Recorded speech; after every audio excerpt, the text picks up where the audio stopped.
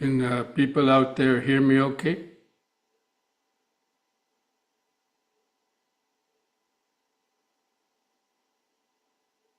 Is it loud enough?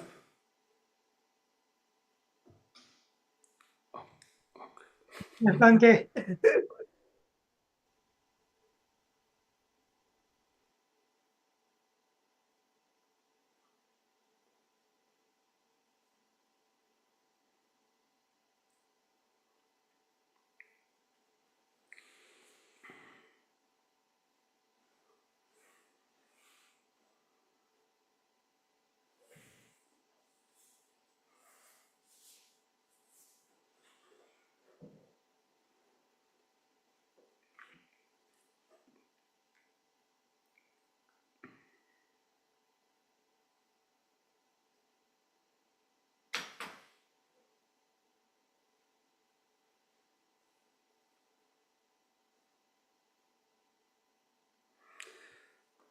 Okay, friends, we'll go ahead and begin with reciting Namo Tassa and the three refuges for those who like to join that.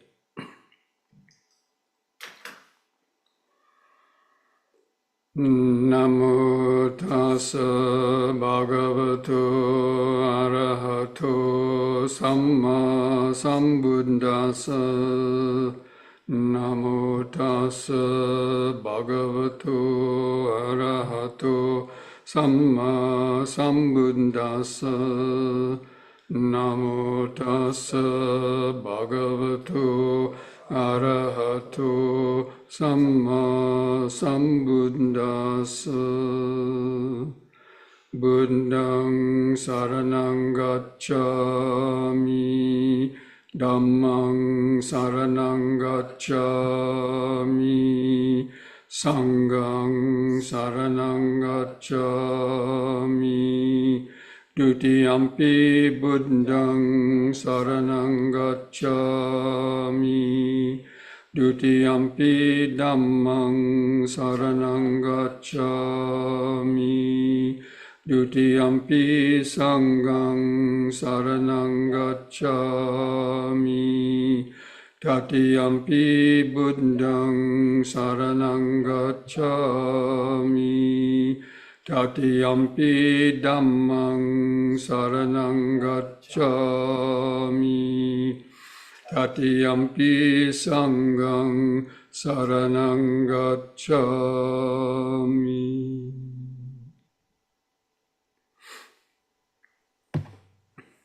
Welcome, friends, to this Wednesday evening Dhamma discussion and meditation practice.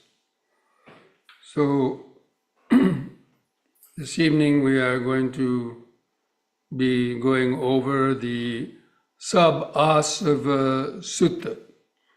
And I hope you were able to, if you got the weekly mailing and you're able to look on that link to the sutta to read that sutta, because it's a very important sutta. It's number 2 in the whole Majjhima Nikaya. That the compilers thought it was so important they wanted to be right at the front beginning of the reading, because it's really the whole practice of Dhamma. And when people say practice the Dhamma, it's these, what is the Dhamma? It's about overcoming greed, hatred, and delusion in our minds that keep our minds and bodies doing unskillful actions according to the law of karma, and having to reap the painful consequences, whether it's physical pains or the mental pains, worry and fear and remorse and guilt and confusion and so on. So the whole practice of Dhamma is about removing the fetters, the defilements and the fetters of the mind that keep our mind locked in or bound to the wheel of repetitive suffering. And these 7 ways that the Buddha taught, the 7 ways of removing these defilements. Now, of course, we've already talked quite a lot about the Satipatthana Sutta. We just spent 6 weeks or more going over the Mahasatipatthana Sutta, in which is the main development of mindfulness, concentration, and wisdom that also helps us to, is fundamental in overcoming, training the mind and overcoming the defilements as well. But these 7 ways that are talked about in the Sabbasava Sutta are ways that you actually live your life. Now, meditation is one thing. You practice daily meditation and you practice mindfulness during the day and so on. But there's other very practical steps or guidelines that the Buddha gave that help this process along. And the word sab-asava, sab means, sabba is meaning all of, and asava is a word that means to brew or fermentation. Now, if you read the Sabbasava Sutta, the link that I sent out, Venerable Tanisaro's translation, he uses the term fermentations. And that is a more probably apt or descriptive meaning, description of the word asava. Now, other translators just use all of the defilements. Okay, defilements, we know that greed, hatred, and delusion. But the asavas in particular, they're brewing in our mind. It's like a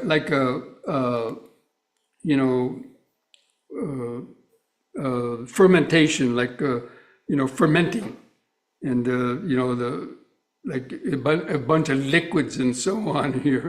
You're fermenting, and there's bubbles and oozing, and can produce odors, and so these asavas, greed, hatred, and delusion, Thanisaro translated as the fermentation. So that is also correct. But each word, each way that translators translate these Pali words,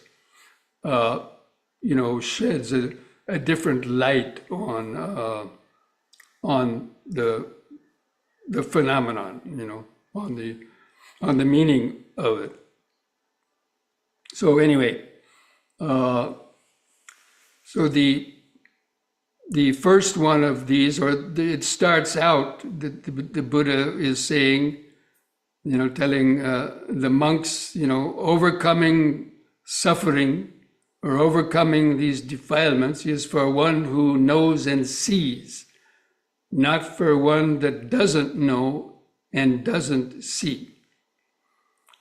And what does a person know and see? They know suffering, the cause of suffering, the cessation of suffering, and the path leading to the cessation of suffering. And the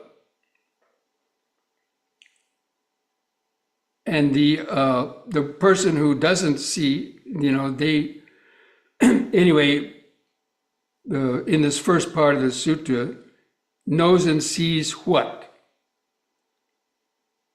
They know and see what is called appropriate attention and inappropriate attention. This word is used a lot in the Buddha in talking about the mind and the practice of, the mindfulness. Yoniso manasikara and ayoniso manasikara. So the wise attention and unwise attention. When they're paying attention to various objects, whatever you see, hear, taste, smell, touch, and think, all the 6 senses. These are the things that, are, attracting the mind, and that we develop our desires and aversions to. And so the Buddha is saying, what is this wise attention? Or one attends wisely, or one attends unwisely. So one attends unwisely that any of these, when greed, hatred, and delusion increase, that means whenever you see, hear, smell, taste, touch, or think about a thought, the object of that thought, does it cause greed to arise? Does it cause anger or hatred to arise? Does it cause delusion and all the other kind of unwholesome thoughts? And it's because of the unwise attention. And when you have the wise attention, those arisen defilements will decrease, and they will be replaced by the wholesome ones. When one applies unwisely, those defilements increase and the good qualities decrease. So that's why that's the main element in the practice of Dhamma, in training our mind, is to attend skillfully to objects. But when you see something, people look at only the marks of beauty, and they say, oh, how beautiful, I want that. Or whether it's a smell, it's a visible object, it's a sound, it's a taste, it's a body feeling, we get that craving for the pleasurable feeling. So you're clinging to that pleasurable feeling. That means attending, because that's the cause of greed. By clinging and attachment to the pleasurable feelings, then greed arises. And if somebody tries to take that pleasurable object away from us, then anger or hatred arises. So it's because of that unwise attention. Now, these seven ways of overcoming defilements. So the first one is they're abandoned by seeing. So again, when I said the defilements, it means greed, hatred, and delusion, and all the permutations that come from that. All of our other thoughts and actions. And so it's insights. When you see the conditioned nature of the mind, then that helps you to abandon those defilements. But that's only occurs when you've developed a very strong level of mindfulness. And so abandoned by seeing means having mindfulness. Because that's the only way that you see. You see when anger is arising. And then because of that, you attend wisely, thinking, well, this anger is a defilement and it's caused by attachments and delusions, and it's just a poison for myself, and you reflect on it in different ways.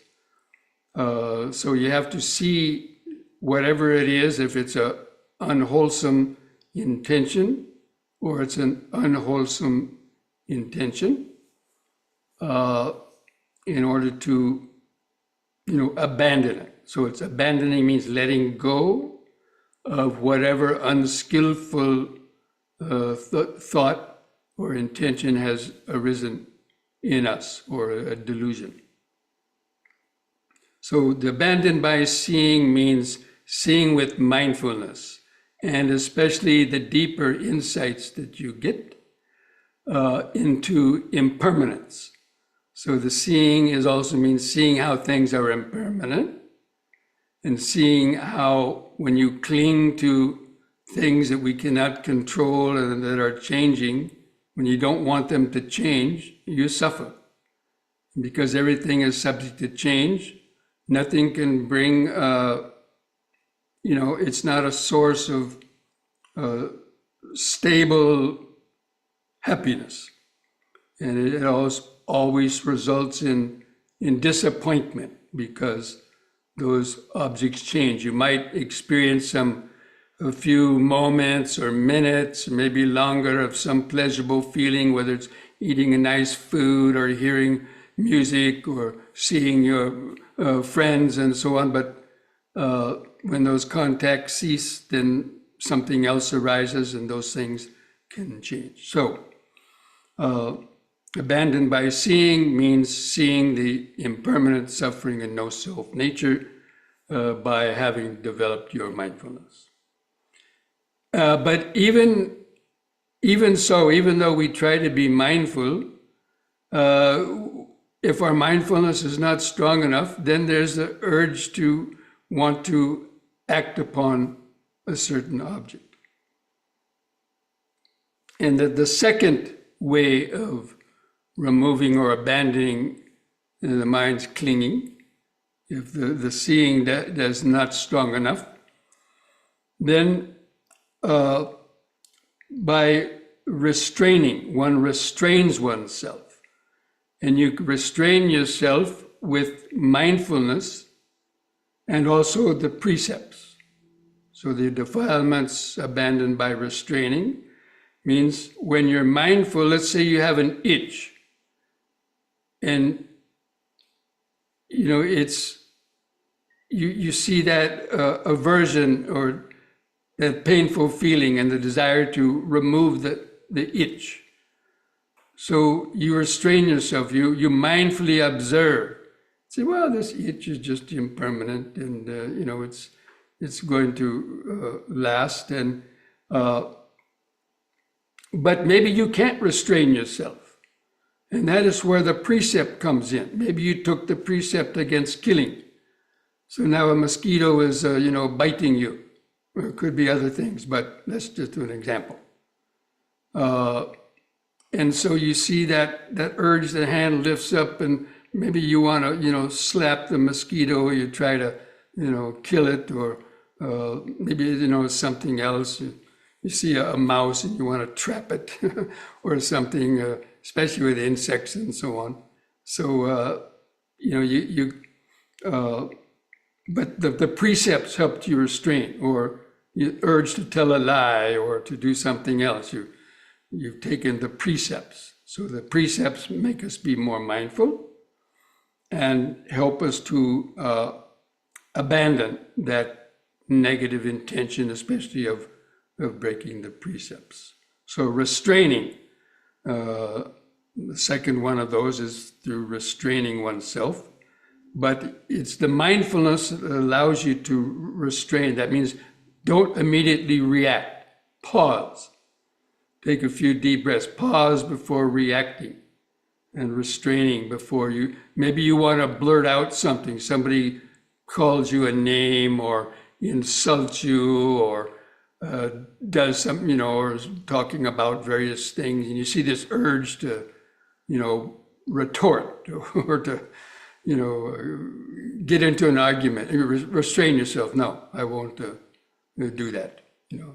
And so again, the precepts about telling lies or the malicious speech or harsh speech or the useless speech. If we take those precepts, lifetime precepts, then that helps us to remember, to restrain from saying something that then you regret later. Basically, it means restraining so that you say or do something that you'll regret later. So that is the restraining. But the stronger our mindfulness and concentration is, the better we'll be able to restrain ourselves. Because if we pause and restrain ourselves, that disturbance is going to vanish because it's impermanent. Normally, we don't give things time to change. We just react so quickly. But if we just waited a few seconds or a few minutes, whatever stimulus triggered off that negative reaction into us, it may disappear. And then we don't have to waste our energy reacting or doing something that we would then, regret later on. And then, now these are the next. This next one is abandoning the defilements through using.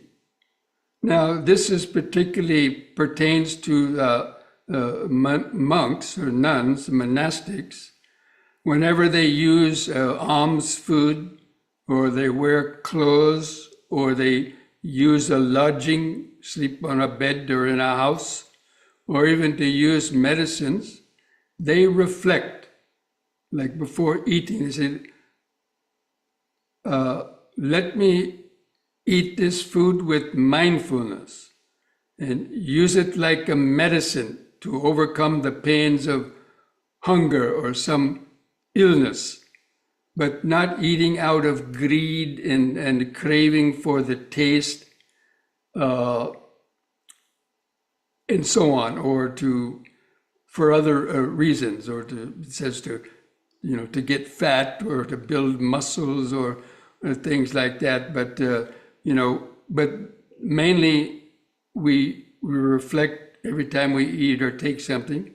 We're taking it to keep this body alive, and hopefully it's something that's healthy and something that's not going to make us ill in the long run.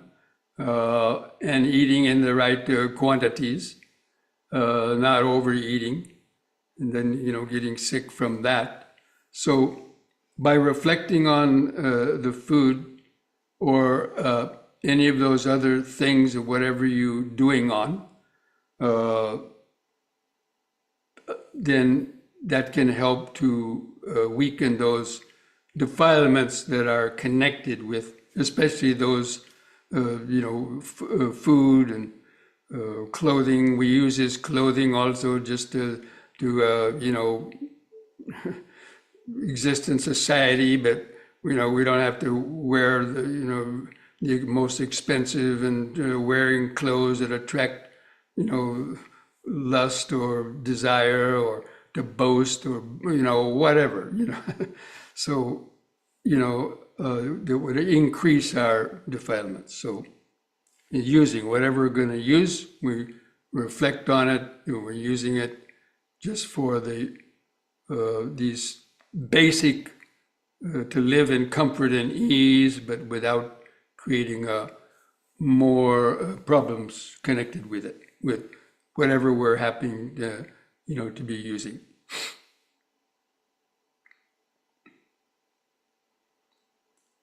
Then the next one is enduring or tolerating things. So a lot of these things overlap, the things that we're mentioning in this sutta, they overlap. So enduring is basically part of the restraining. So you endure the heat and the cold, or the touch of flies and mosquitoes, or you endure if it's too hot or if it's too cold, or whatever is happening, a lot of noise is going on around you. You kind of endure it mindfully, knowing that it will change. And again, as we already mentioned, with patience and by restraining oneself with mindfulness, that's the way we are able to endure even pains in the body, that those pains will also change.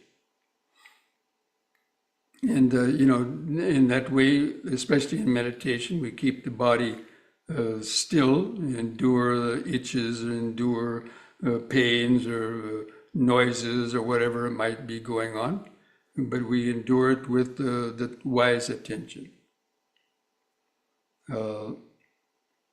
And basically, to help that endure, by developing concentration and equanimity, of course, and mindfulness and concentration, equanimity, you're able to endure a lot of things, and especially when you reach a level of, deeper concentration. It's easy for the mind to endure a lot of loud sounds going on, or even pains in the body, because it's not, reacting to them. Now this other one, this next one, is avoiding the defilements that are abandoned through avoiding. Now, this basically means avoiding dangerous places, or avoiding places that stir up your defilements.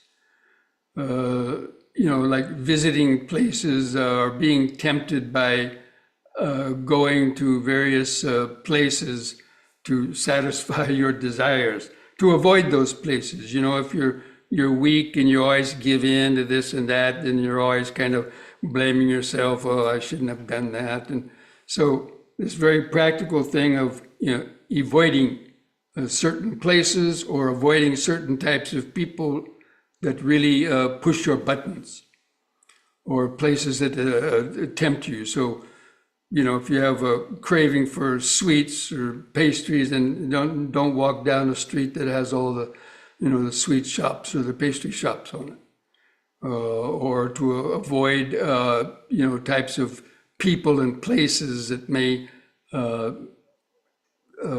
stir up the desire to maybe revisit some of one's past bad habits, for example, if you're not strong enough yet to overcome them. So to actually avoid those kind of going to those types of places, whether it could either be dangerous to cause yourself harm, like some examples the Buddha gave was to avoid like big protest movements where there could be a riot or counter protesters and fights break out that may cause you harm, or get arrested and put in jail. And I mean, some people of course want that to happen, but most people wouldn't want, and all the problems that would bring. So anyway, to avoid those kind of places.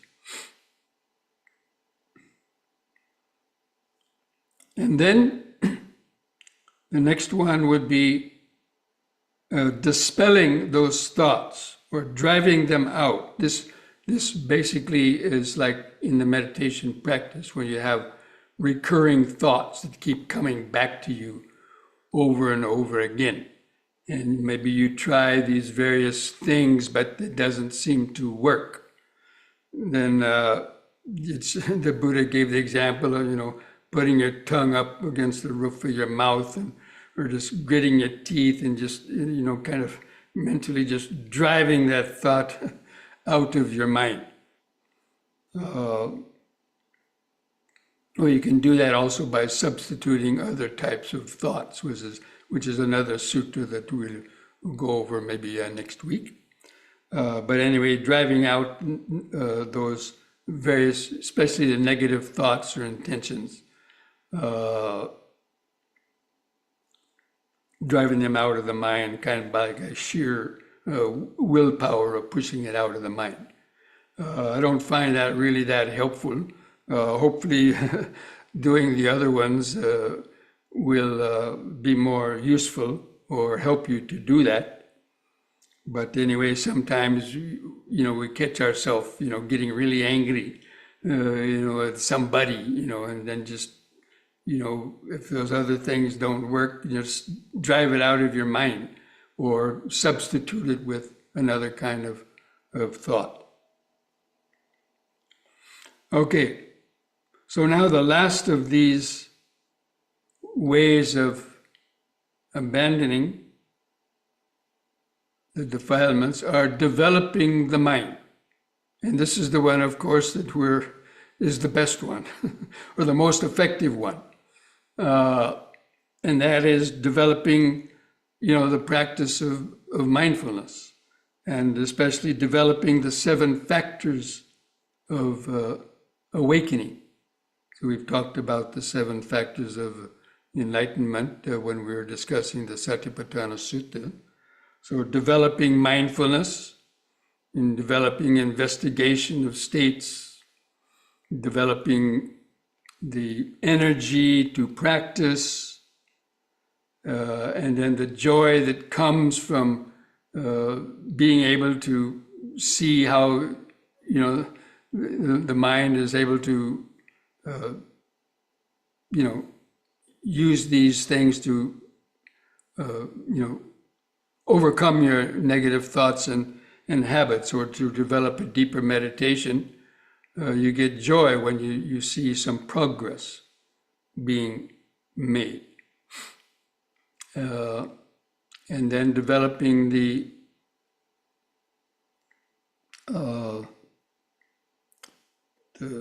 right, the energy, the piti, and then the concentration, developing it to the state of attaining the jhana. So in 7 factors of enlightenment, to be a factor of enlightenment, the concentration needs to, the 5 hindrances need to be suppressed, and to have the concentration to the level of what they call, the first jhana. That's when the mind is developed. So developing all those 7 factors of enlightenment and the equanimity.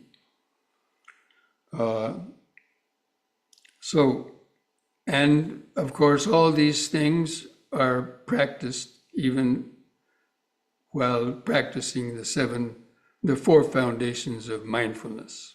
And that's why they're all really included in the practicing the 7 factors of enlightenment. But some of these other ways are useful to remember during your daily life, especially like the avoiding places, or you're seeing that temptation to do something indulge in a habit that you don't want to do. You have to drive it out of the mind. You have to, or avoid that place, avoid going to the friend's house where they're drinking liquor or smoking, or maybe some other things like that.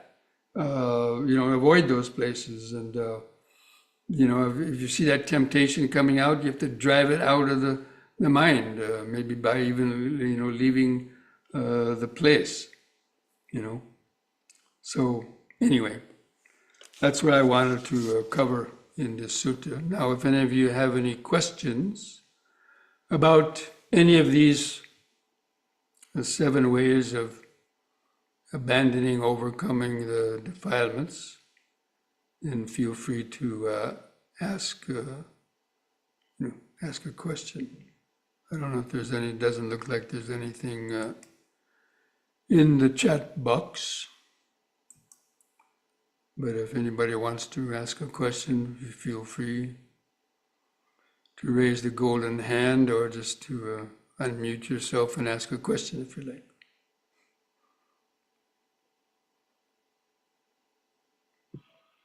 Bhante, this is Bikam. I have a question. Who is this? Bikam Öztürk. Bikam. Become. Yeah. Okay. The marketplace where we live as lay people is like a minefield. It is a minefield. Please, you have to speak up a little loudly. I can't hear you clearly. Where we live as lay people in the marketplace is like a minefield. Like a minefield. So, where to start?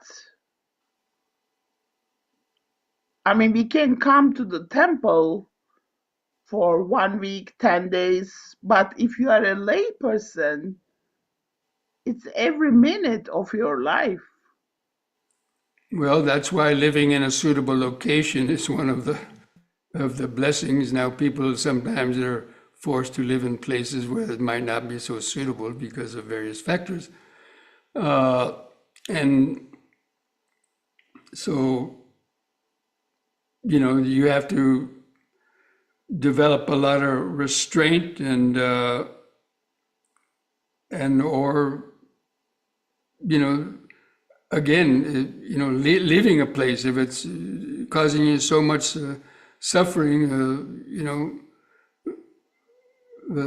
change your living location if it's causing you that much suffering, or you have to endure, realize that whatever noises and other problems going on, of course, if there's like high crime and you're always worried about thieves coming to break in your house, or people are speeding up and down the street, maybe crash or something, of course, these naturally are going to stir up the mind.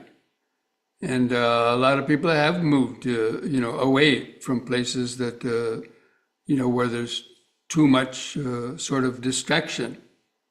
Now, that may or may not be possible for, everybody. But if you find yourself in that kind of a place, then wear earplugs. You can try wearing earplugs if there's, if it's noise that's bothering you. You could try doing that. A lot of people do that.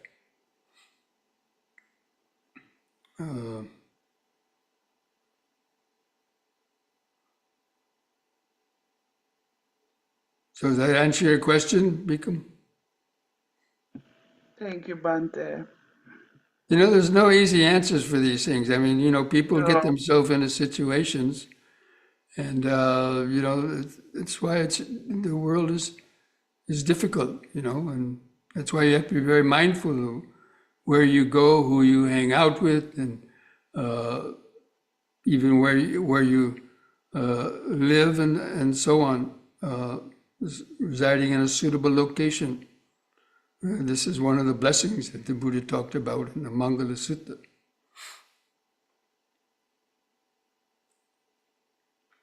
Any other questions?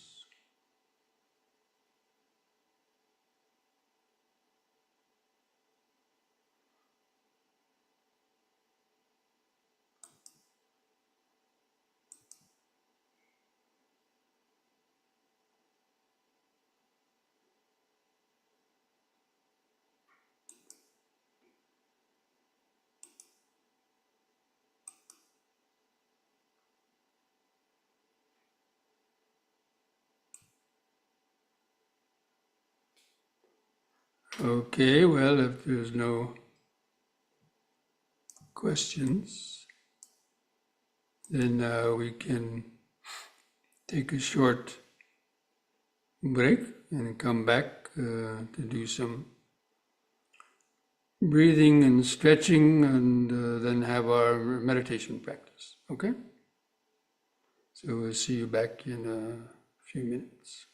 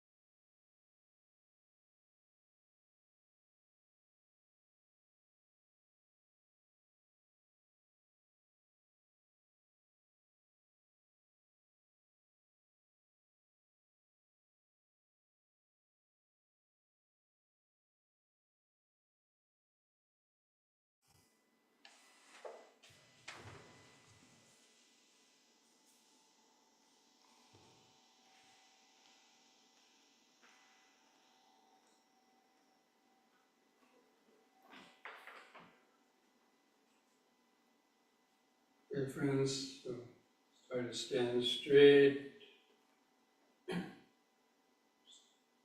Relax your shoulders and arms at the sides. Gently close your eyes. Just focus your attention where your feet press the floor, or to feel the weight and height of the body over the feet.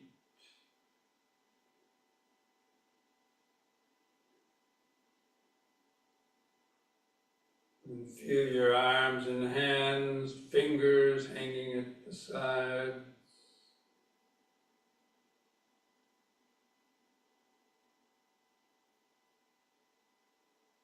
Feel the clothing touching the skin of your arms, stomach, chest, shoulders.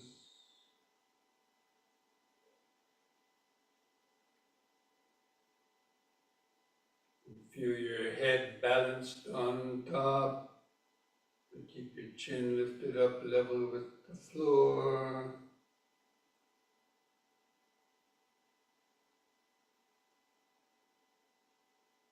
Feel your eyes resting in the eye sockets.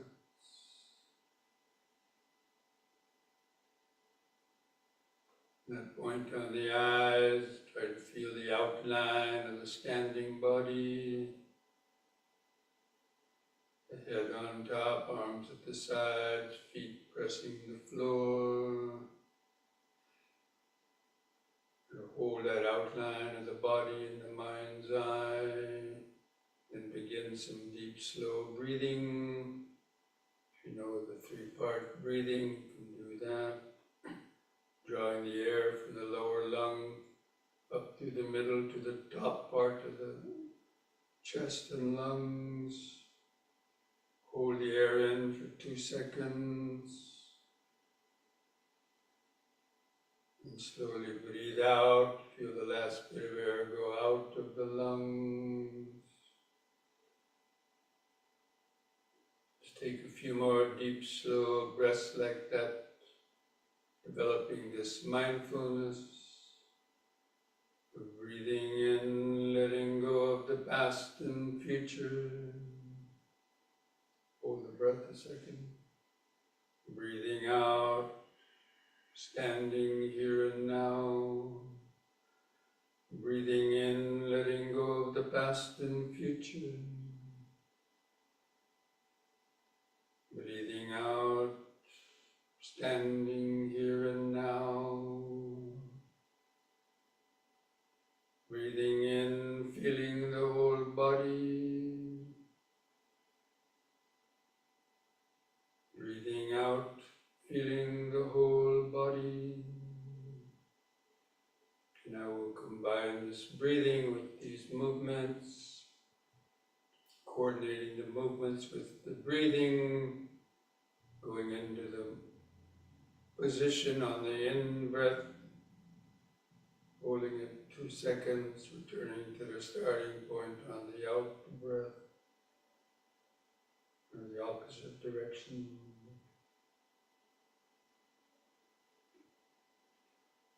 So on the next in-breath, raise the arms over the head, interlock your fingers, turn the palms up, straighten the arms, stretch your head back, look at the back of your hands over the head, stretch up, feel the sensations, release the fingers, the out-breath, arms back to the sides, feel the last bit of air go out. And again, in-breath, stretch up, bend back a little bit, feel the sensations, the arch in the spine, out-breath. Feel the last bit of air go out. Once more, in.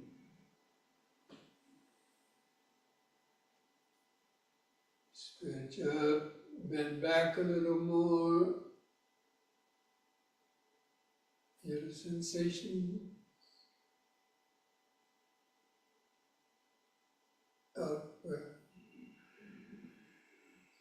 last bit of air go out of the lungs and relax. Just close the eyes, keep feeling the body. Don't give the mind time to wander away in thoughts. Just keep remembering the present moment. Standing, standing. Feeling the increased body sensations due to the breathing and stretching, the activated cellular vibration.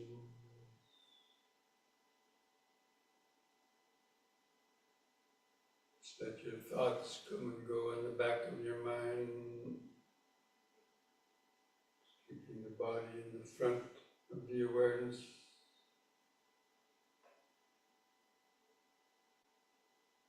Standing, standing.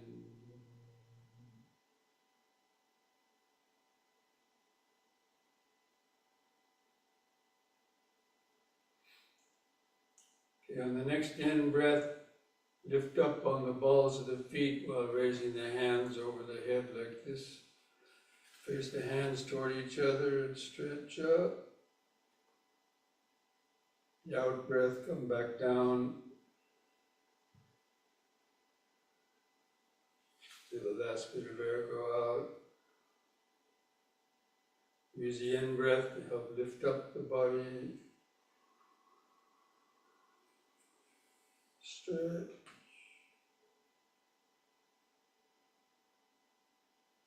Out.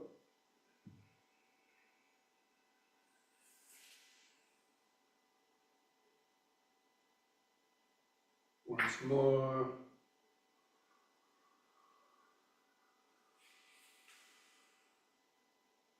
Stretch.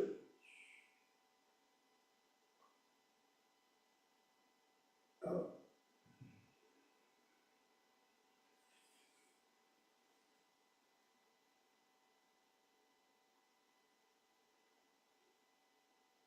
Relax.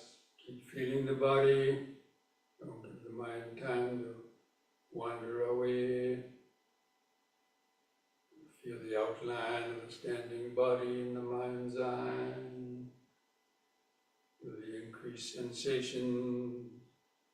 Might feel some prickly sensations or itchy sensations. Any of the legs are pain.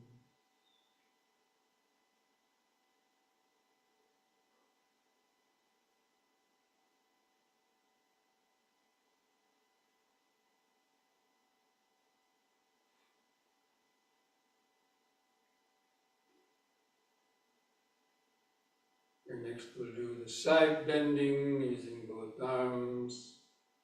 On the in-breath, raise both arms up and keep your fingers and arms straight, close to your head. On the out-breath, bend over the right side, keeping the arms parallel to each other like railroad tracks. In-breath, lift up. Pause a moment and bend to the other side, out-breath.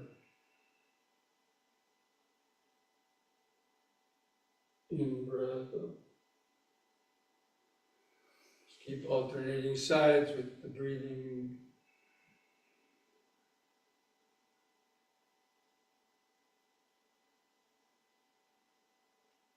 In, out.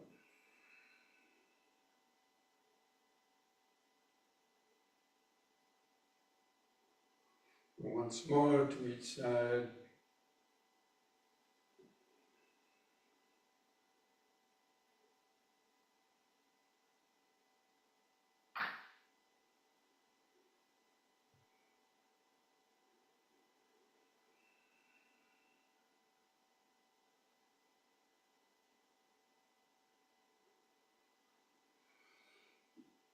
The out breath, lower both arms.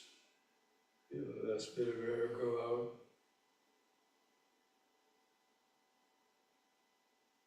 Keep feeling the outline of the body.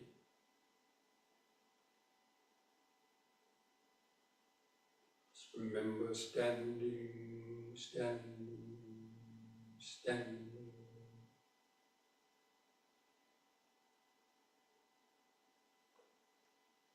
Feel the increased sensation, especially in your hands or fingers.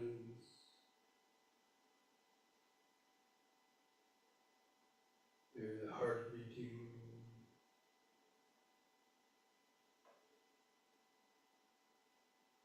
Feel the clothing touching the skin.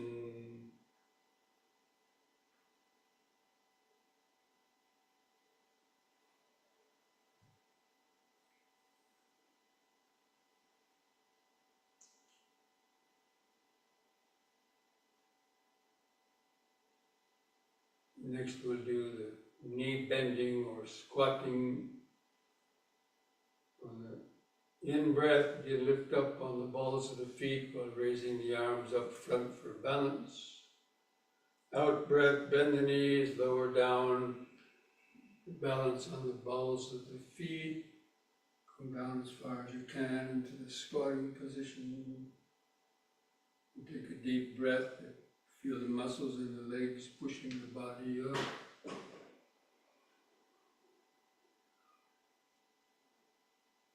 Out.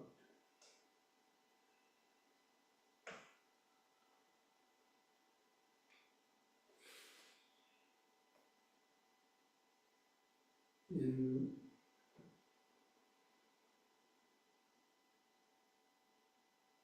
Out.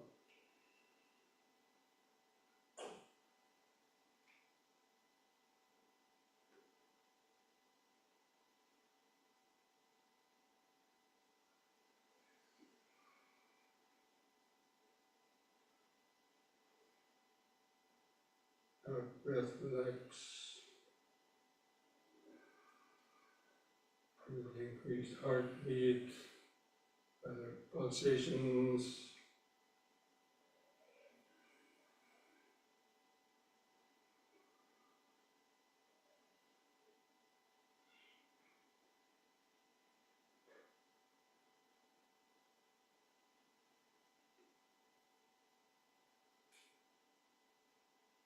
Feeling the outline of the body, clothing touching the outer skin, life force vibrations under the skin.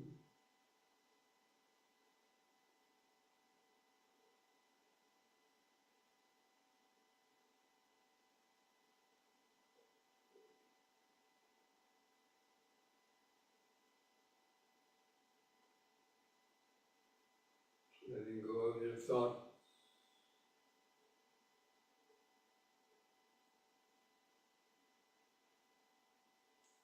Okay, now spread the legs apart.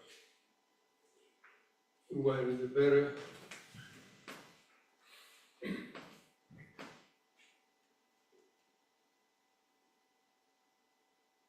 Hold the arms out at the sides, we'll be twisting from right to left. Breathe in.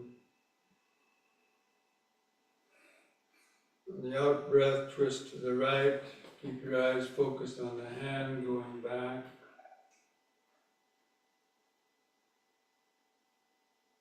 The in-breath, come back to the front.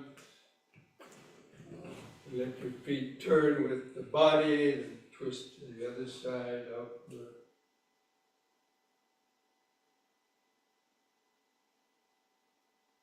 In-breath. Keep alternating sides. Out-breath.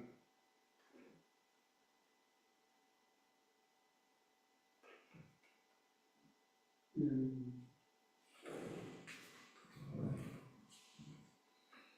Out.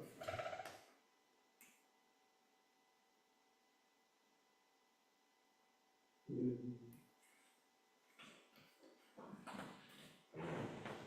Out.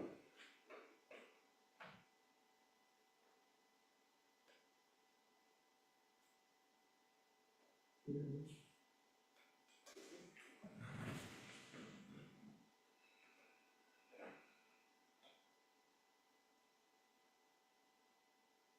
In-breath. front, lower the arms.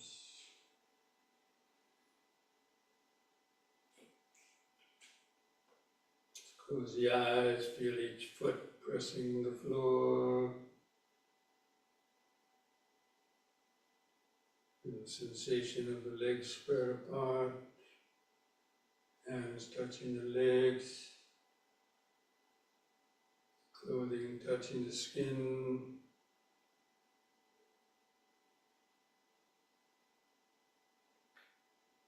Feel the heart beating, breathing.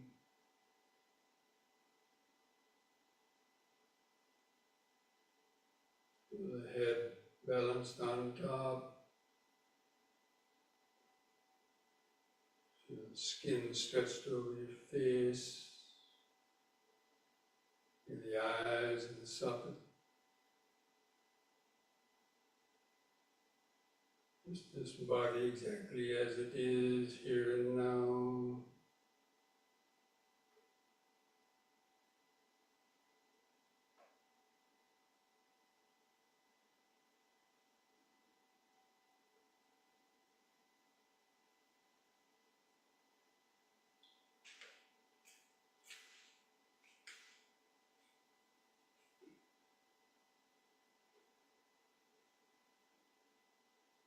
Next, we're going to do alternate toe touching. Again, holding your arms out to the sides. Breathe in. On the out breath, bring your left arm across and down to touch your right knee, below the knee. Reach down as far as you can with the hand, down the leg toward your foot. And look up with your other hand over your head. Turn the palm so you can see the palm of your hand. Carefully come up on the in-breath.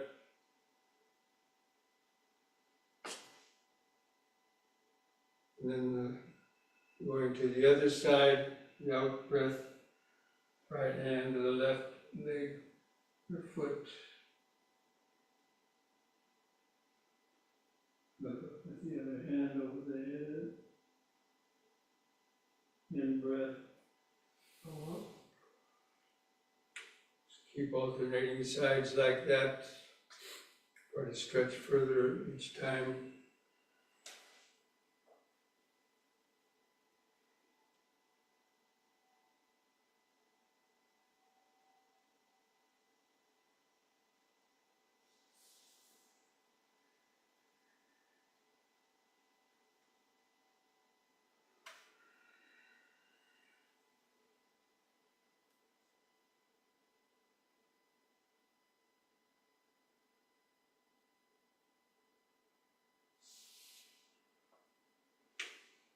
Third time to hold that position a little longer on each side.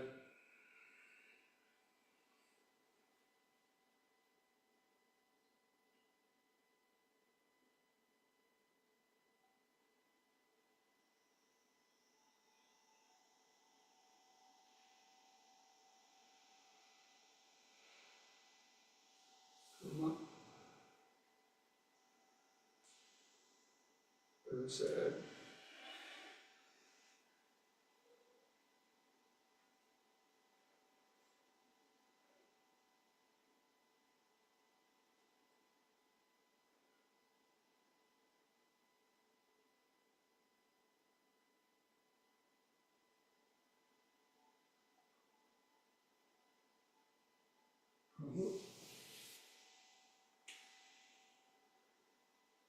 Relax.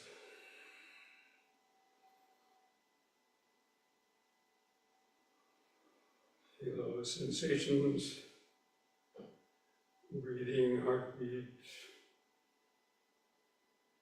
body shaking.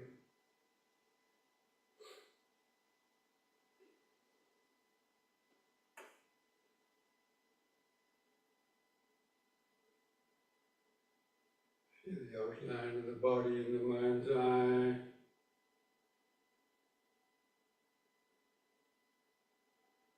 Clothing touching the outer skin.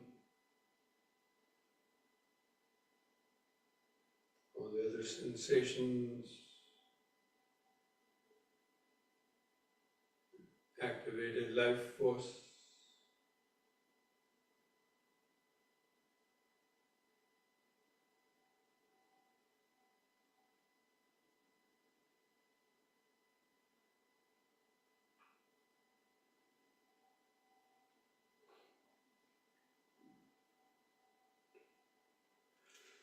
Okay, now bring your legs back together.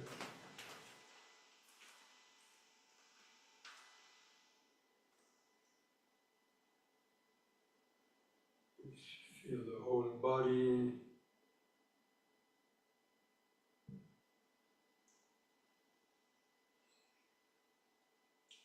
You will do the head turning from right to left. So in the in-breath, just turn your head to the right as far as you comfortably can. Look over your right shoulder. Feel the twist in the neck. On the out-breath, twist all the way back to the left. Look over the left shoulder. You have a stiff neck, just be careful. In-breath back to the right.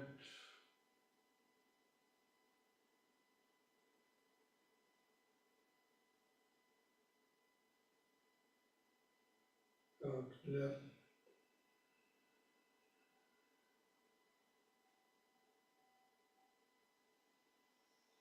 In right.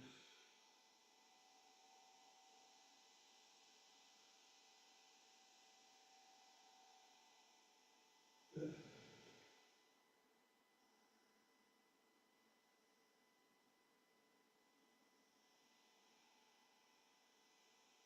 On the in-breath, let the head stop in the middle. The eyes closed, feeling the whole body.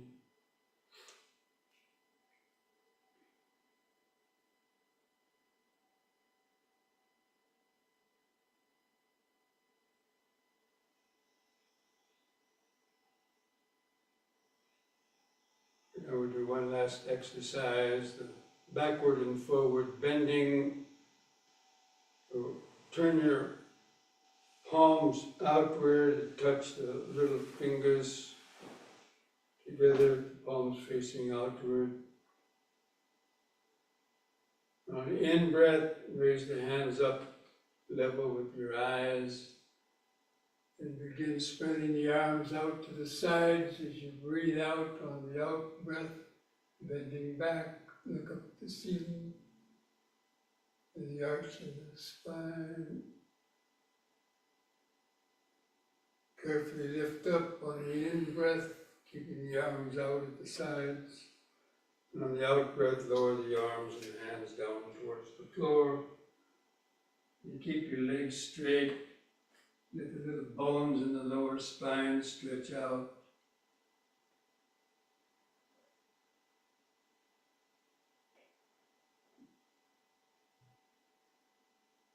And begin lifting up.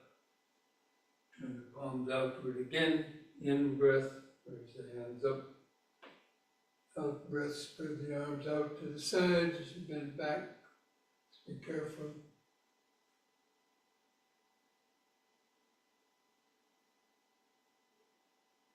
In breath, lift up. Out breath, downward stretch.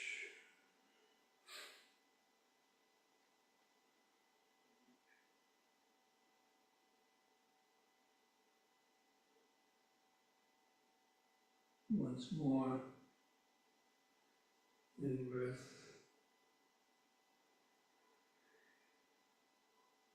Out.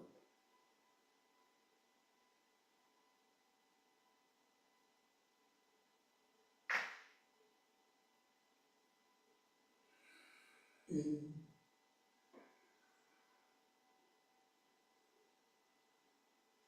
Third time, hold a downward stretch longer. With the little bones in the lower spine stretch out.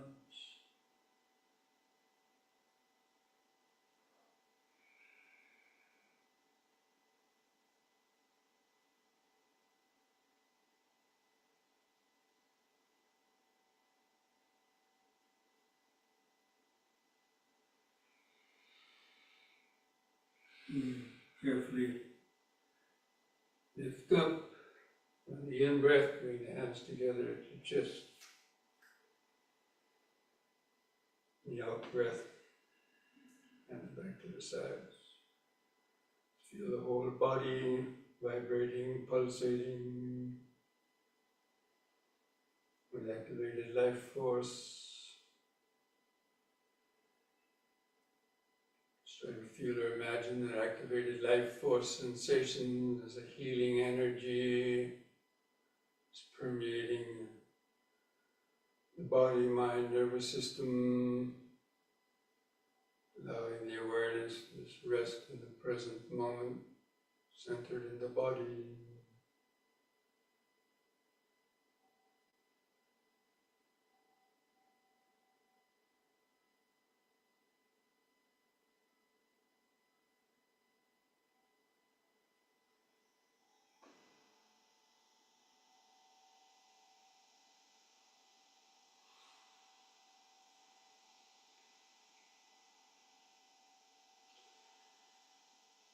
Okay, so now let's come back to our seats, get ready for the sitting.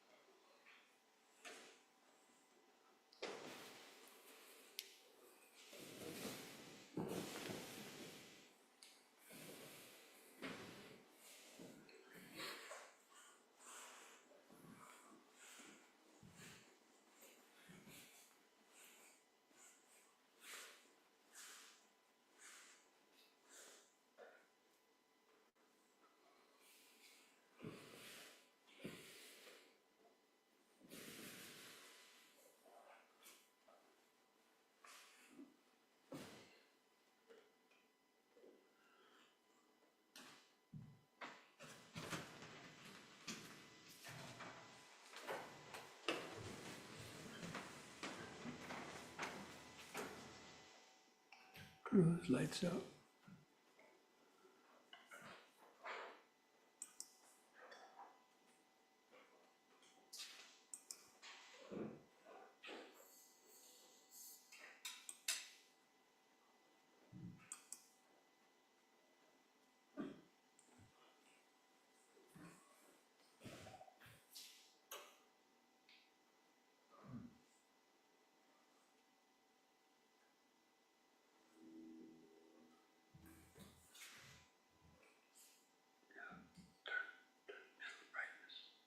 Okay.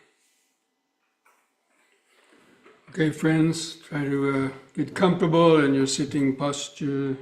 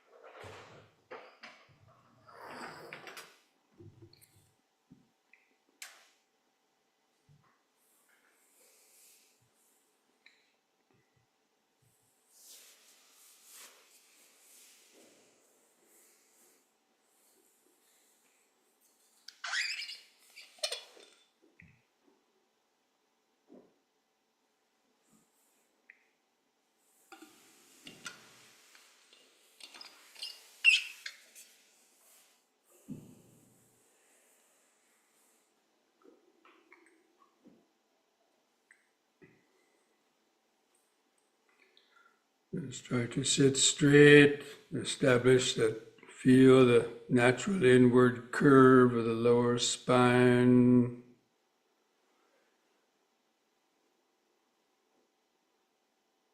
Feel your head balanced on top of the neck. Just gently close your eyes. Start to feel the outline of the body. Feel the eyes in the sockets.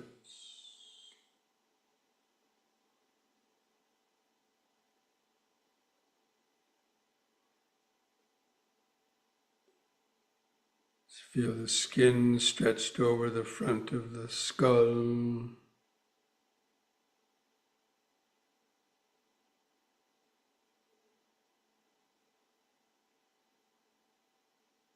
Just try to hold that outline of the sitting body in the mind's eye.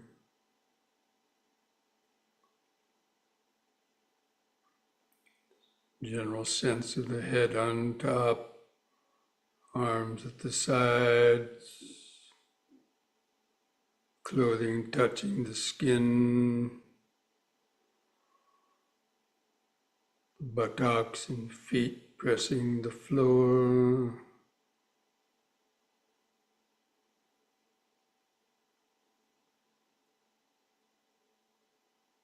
Try to hold that outline of the body in the mind's eye. Then begin some deep, slow breathing again, like we did in the yoga. Take 2 or 3 seconds to expand the abdomen, rib cage, and chest. Hold the air in for 2 seconds. Then slowly breathe out, feeling the last bit of air go out of the lungs.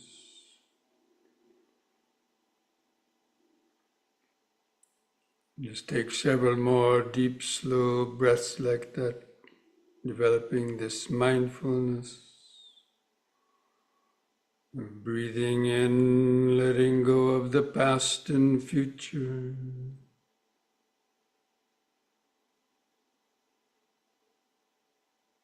Breathing out, sitting here and now.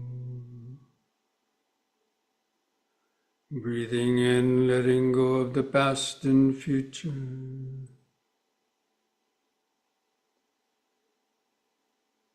Breathing out, sitting here and now. Breathing in, feeling the whole body.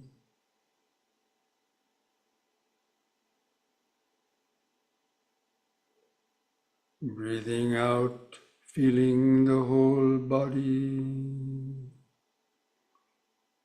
Now we're going to try counting our breaths from 1 to 10 to develop a more continuous concentration on the breathing. I'll do the counting for you. Just try to follow that with your breathing and concentration. So with the next expanding in-breath, mentally count to 1. Hold the breath in a second. With the contracting out breath, also count to 1. Feel the last bit of air go out.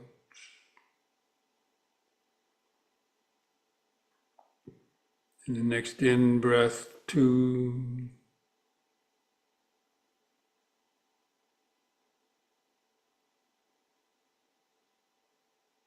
Out breath, 2.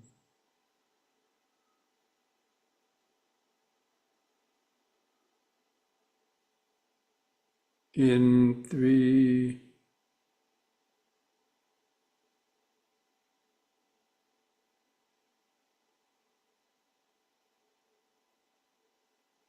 Out, 3.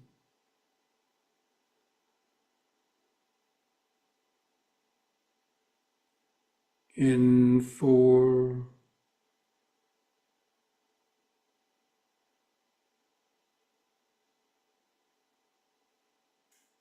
Out, 4.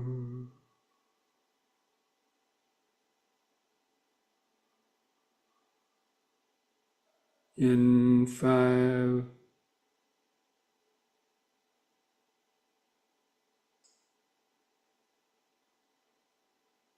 Out, 5.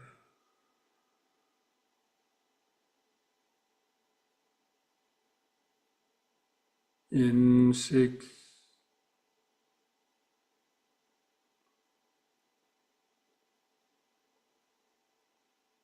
out 6,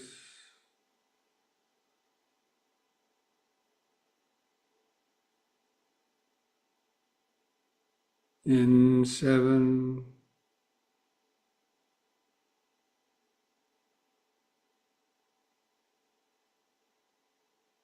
out 7,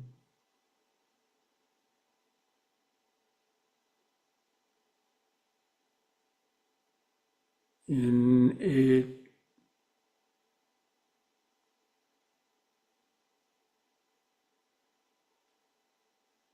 out 8,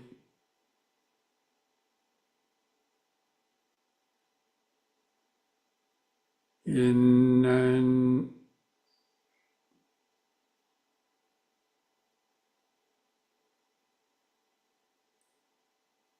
out 9,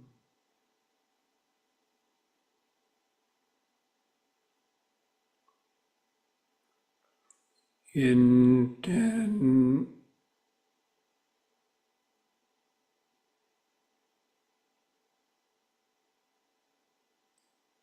out 10. The last bit of air goes out and discontinue. And the deep, slow breathing. Let the breathing return to its shorter, uncontrolled rhythm. Then try counting those shorter breaths by yourself. See if you can make it from 1 to 10 without the mind wandering off, getting lost in thoughts. If you do get lost while the counting, you can't remember, then start the counting again at 1. So it's a challenge not to let your mind either go to sleep or wander off.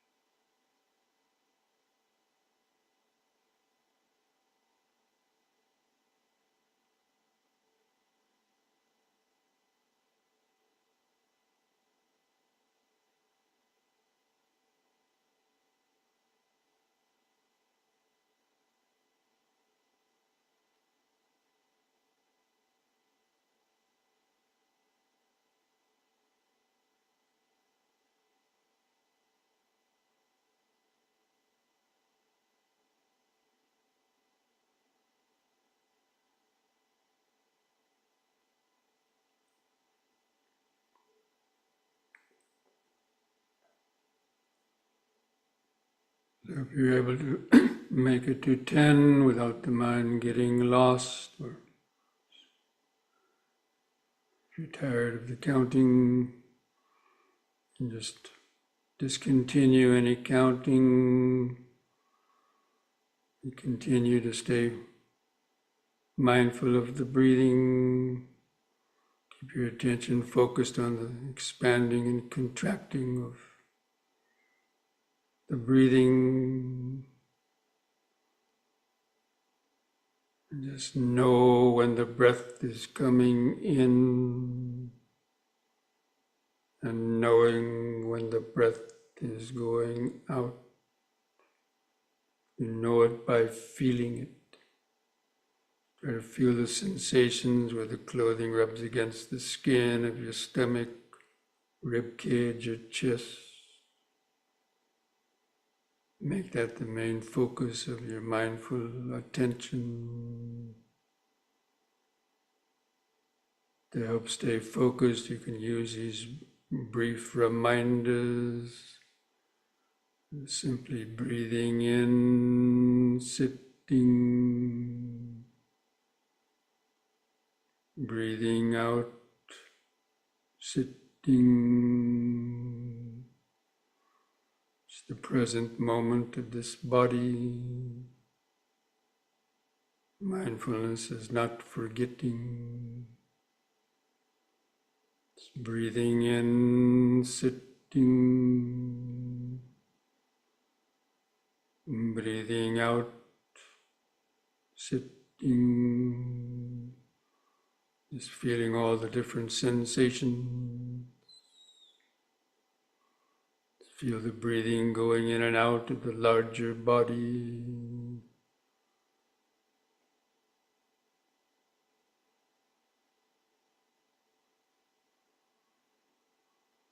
Try to hold that outline of the body in the mind's eye.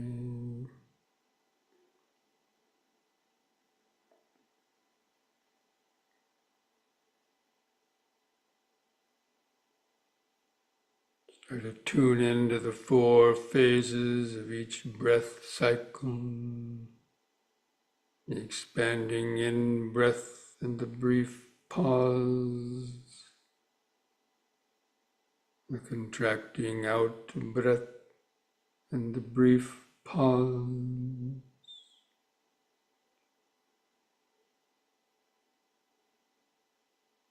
Just breathing in, sitting. Breathing out, sitting. Breath by breath, moment by moment. Keep letting go of your thoughts. Just let the thoughts come and go in the back of the mind. Just keep all those sensations of breathing and sitting.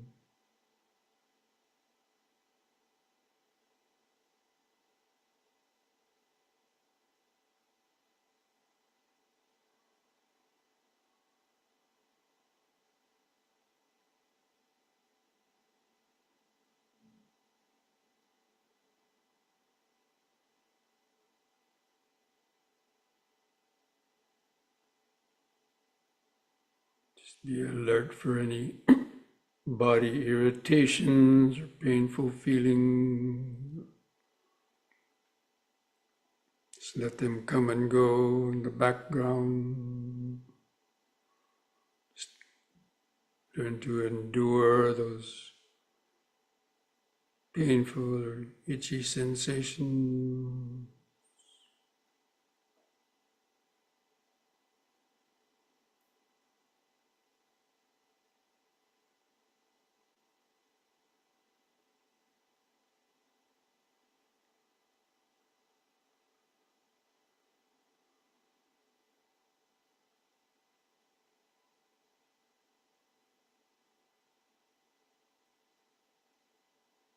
Be aware of any urges to move.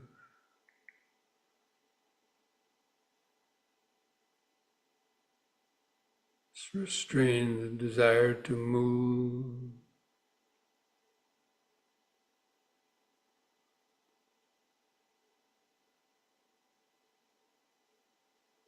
Breathing in, sitting. Breathing out, sitting.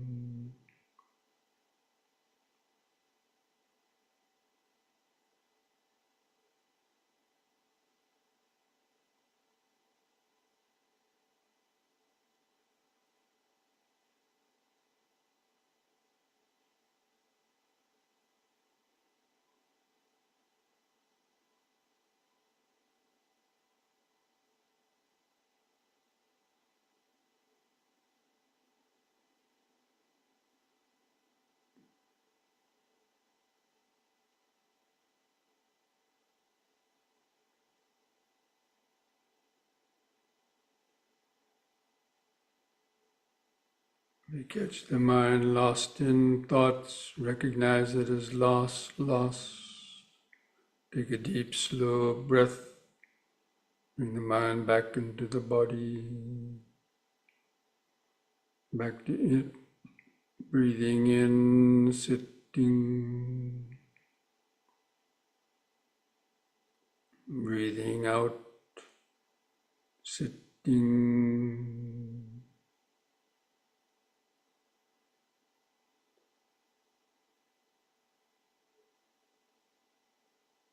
If you still have lots of thoughts, come back and do more deep, slow breathing to help stay awake, centered in the body.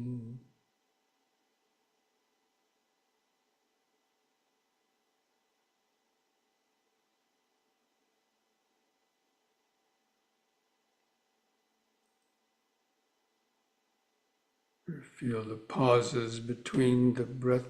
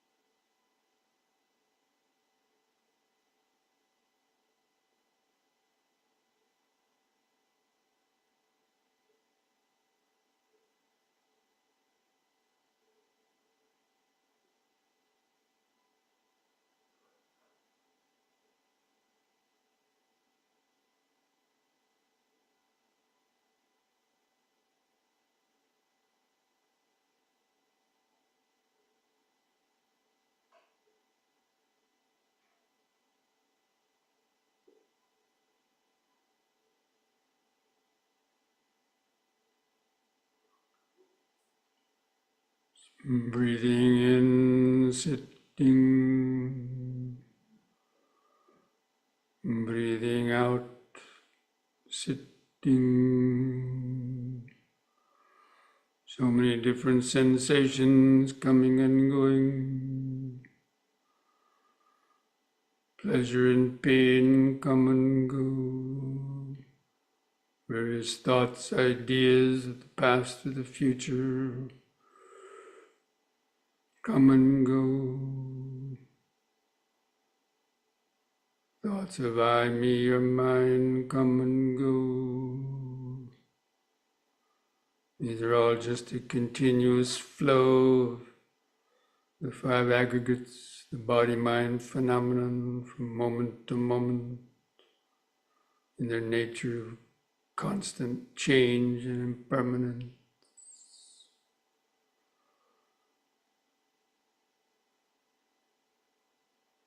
Passing through the present moment awareness.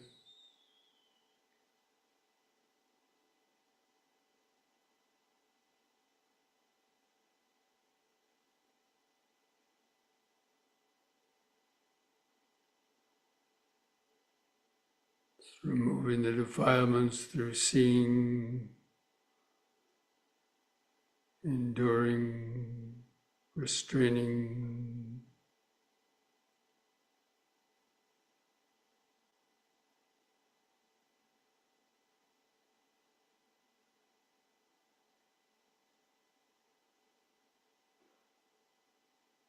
By developing mindfulness and concentration.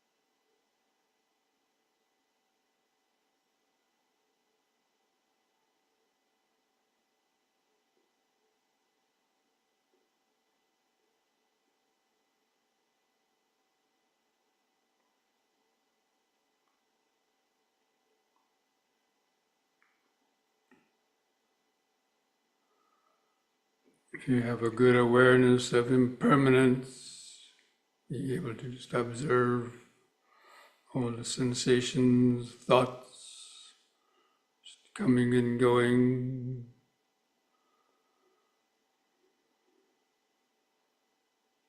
Just try to become like an empty house with nobody home.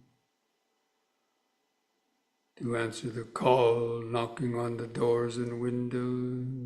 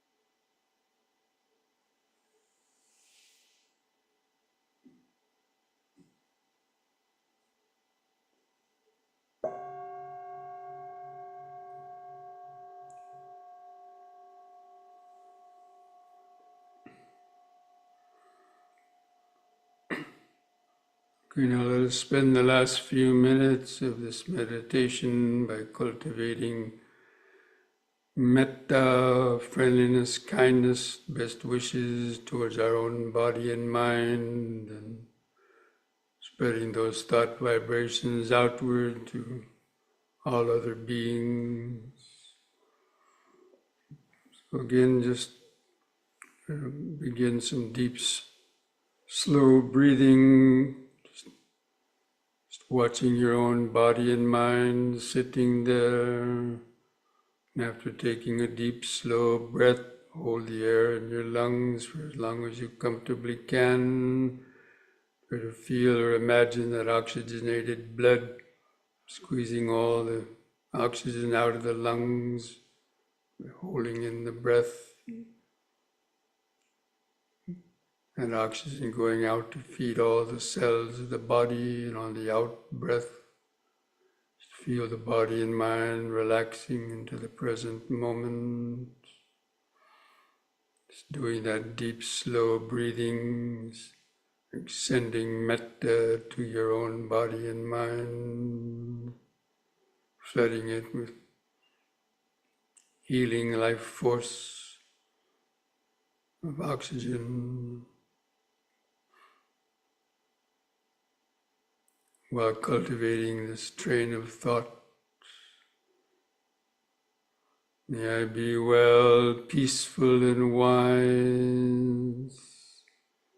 May I be free from self-created pains and sufferings of body and mind brought about by unskillful thought, speech, and actions. May I have the patience, strength, mindfulness, and wisdom to meet and overcome all difficulties in life.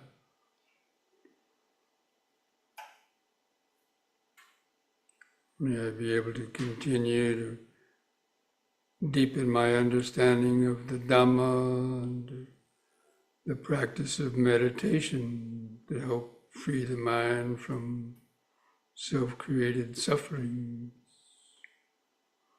May I be well, peaceful, and wise.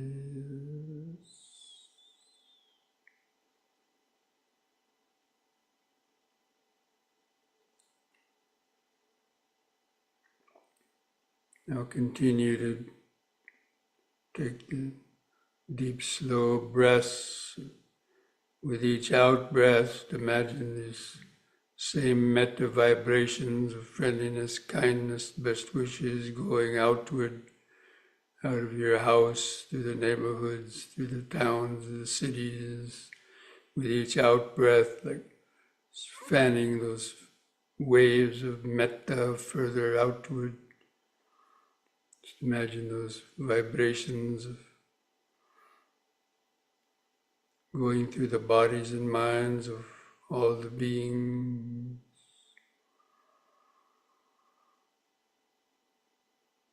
With each out breath, just imagine those waves of metta going out across the whole country, across the oceans,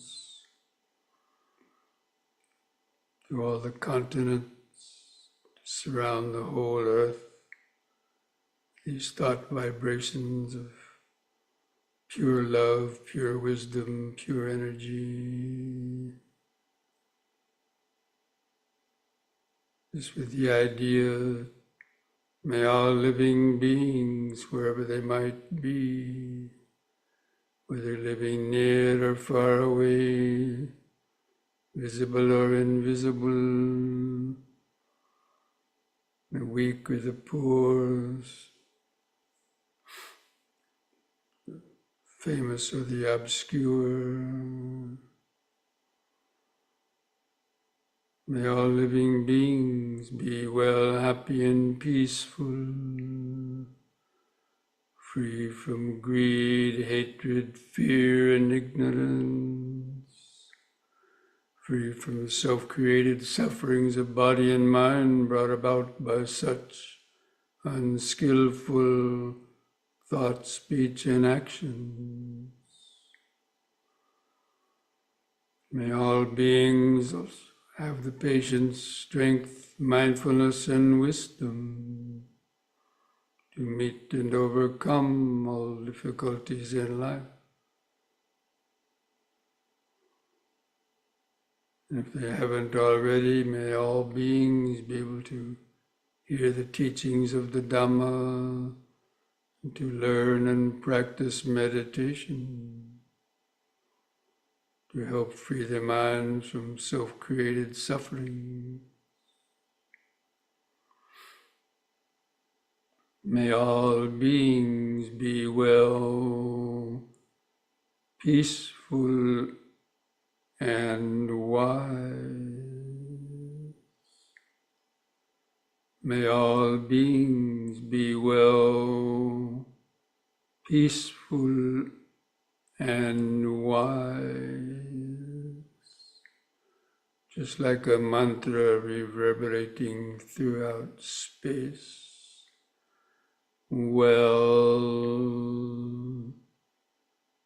peaceful,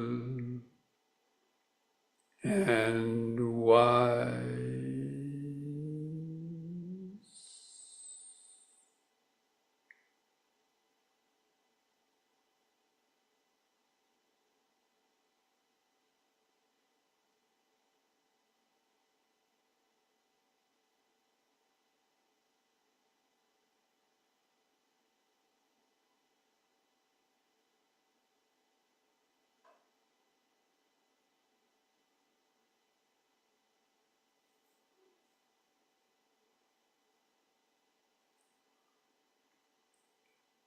And now I invite you to join in chanting the word sadhu 3 times slowly. We do that chanting on a long out breath. Feel those vibrations in the body and mind. So if you like, you can put the hands together at the chest and take a deep breath.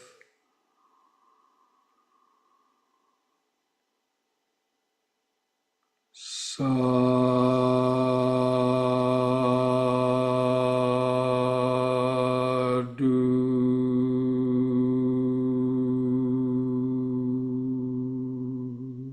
Breathe.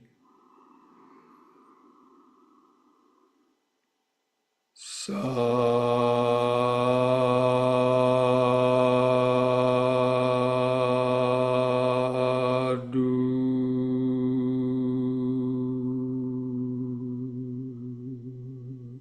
Breathe. Sadhu.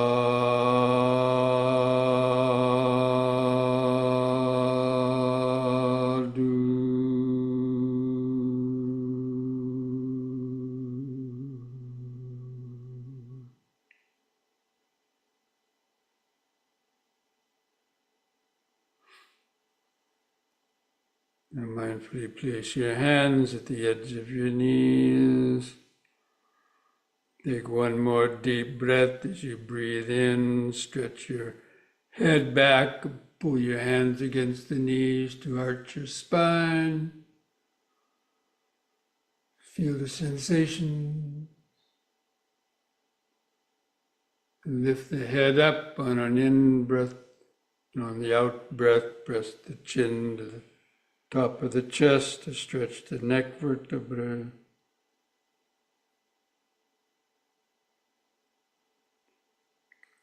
Lift the chin up level on an in-breath.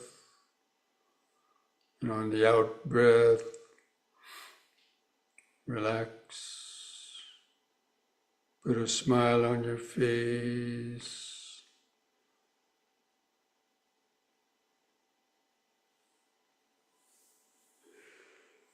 Okay, friends, so this brings our evening Dhamma discussion and meditation practice to an end.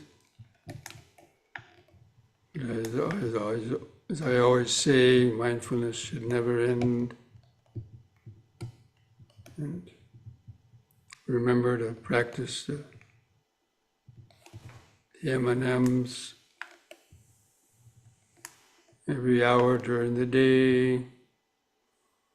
Come back to the present moment and try to remember those ways of overcoming defilements, avoiding places that stir up your passions.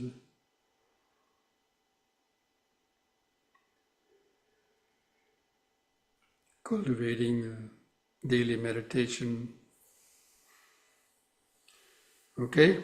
So be well, be peaceful, be mindful, be wise. And see you again next week. Thank you, Bhante. Thank you, Bhante. Okay? Thank you all. Thank you, Thank you, Bhante. Bhante. Thank you, Thank you, Bhante. Bhante. Thank you, Bhante. I love you. Thank you, Bhante.